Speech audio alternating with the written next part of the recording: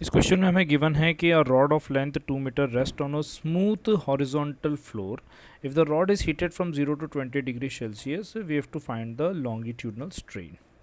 अब यहाँ पे बच्चों को कई बार कन्फ्यूजन रहता है. जैसे कि देखिए पहले स्ट्रेन की बात कर लेते हैं. तो जो स्ट्रेन है, ठीक है, वो डिफाइन किया जाता है change in length bye original length. अगर मैं बात कर रहा हूँ कौन से स्ट्रेन की, लॉन्जिट्यूडनल स्ट्रेन की, ठीक है. तो longitudinal strain is given by change in length bye original length. Obviously अगर आप किसी रॉड का टेम्परेचर अगर आप इंक्रीज कर रहे हैं तो there is a change in length which is given by L alpha delta theta.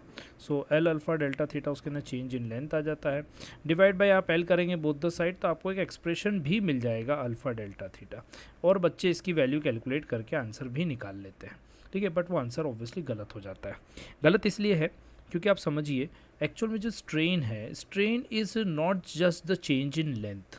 Strain is actually the change in length due to applied strain, ठीक है. तो मतलब ये अप्लाइड स्ट्रेस, सॉरी, ठीक है. तो जो स्ट्रेन है वो एक्चुअल में चेंज इन लेंथ है, बट किसके कारण है? It is due to the applied stress. यानी without stress there is no strain.